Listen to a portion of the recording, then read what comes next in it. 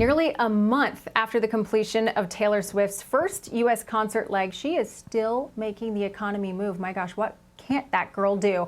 According to AMC, pre-sale tickets for the pop star's Eras Tour concert movie set a record of $26 million in 24 hours, blowing past a previous record that was held by Spider-Man No Way Home. That amassed $16.9 million in pre-sale.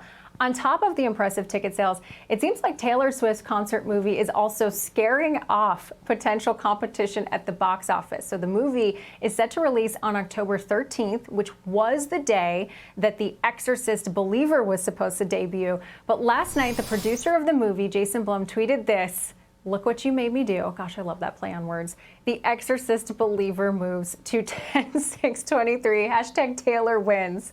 Joining us now in a Fox Business exclusive is Greg Marcus, the CEO of the Marcus Corporation, the fourth largest movie theater company in the U.S. Greg, thanks for joining us today. When I heard that news that The Exorcist was moving their release date, I was thinking to myself, I didn't think there was a lot of overlap between Tay-Tay fans and Exorcist fans, but I suppose there is.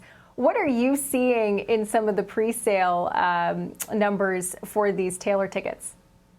Oh, they're flying off the shelf. It's been fantastic. We've got our smaller markets are selling out immediately. The bigger markets are taking a little bit of time, but they're still very robust ticket sales.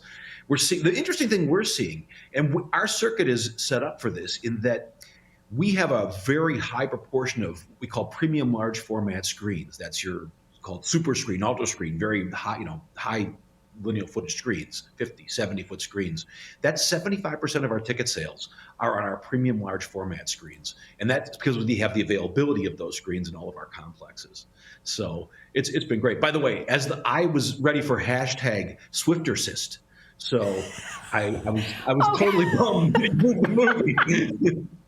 Hashtag Swiftercist. Oh my God, we have to make that a thing. I love that. Maybe actually that can be the new Barbenheimer, right? You have Taylor and the Exorcist.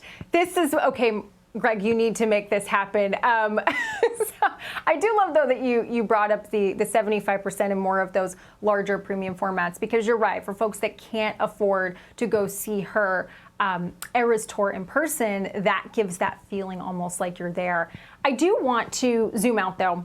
Of course, we had Barbenheimer, as I just mentioned. It was a huge success for the industry, but I have been kind of disappointed with some of what we expected to be blockbusters, a couple of the Marvel movies. And I start to wonder, we have this direct-to-consumer mindset. Oh, I can just go see it on streaming. And the studios, in some ways, have coached us to expect, to make their streaming services more attractive, that we'll be able to see it on a Disney Plus or an HBO Max.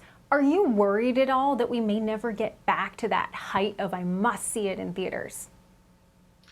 No, I'm not, actually. And it's a very valid point. But, you looked at what just happened with Barbenheimer. That was the fourth biggest weekend in the history of the movie theater business. And unfortunately, our memories are short because we just had Spider-Man before that, and we had Super Mario Brothers a few weeks before that, and we had Avatar before that. So no, the customer is there. We have to provide the product to them, but people want to get together. And the problem we have, which you alluded to, which is the stuff that may have disappointed, is that people just don't know what's going to work. There's an old saying in this business: everything is R&D except the sequel. I like that. That is a great line. I do want to go back, though, because you were on the show with us in April, and at that point, you had 84 locations. Now you're down to 82. Can you share what's behind that shift? Yeah, look at we first of all, we own most all of our real estate, and we're always trying to optimize our portfolio. And we simply looked at some things and said, you know what? It was just time. Either they had reached a point of obsolescence. We had other theaters in the market that would capture the demand. Those things change. We'll go up. We'll go down over time. Sure. And, I would be remiss if I didn't mention one of the biggest things that we're talking about where I am in Los Angeles, of course, the writer and actor strike in Hollywood. We just saw Warner Brothers Discovery push back the release of Dune Part 2. We've seen a couple of others, notably, that have been pushed back as well. Are you concerned that this strike is going to impact the movies that are going to be coming to your theaters? Well, of course, it's a little concerning, that because we are a business of momentum. You go to the movies, you have a great time, you watch the trailers, and you think, you know what, I want to see that movie. You see something you want to see next. And so when we interrupt that momentum, we have to sort of reprime the pump. And we keep doing it, and it will keep happening. We will always be able to do it if we have to. It's just not optimal. But let me talk about, for just 1 minute, what this isn't, because people start to think about, well, what did we just go through with the pandemic?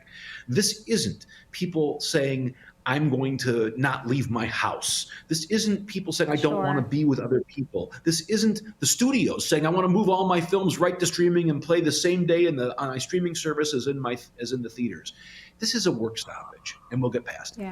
Yeah. I think it's important to draw that comparison, because I think a lot of folks, investors are looking at this and going, oh goodness, is this the pandemic again? So I'm glad that you brought that point up. I am also glad that you are making Swift or Assist happen, because that is something that the world needs. Greg, thank you so much for your time today.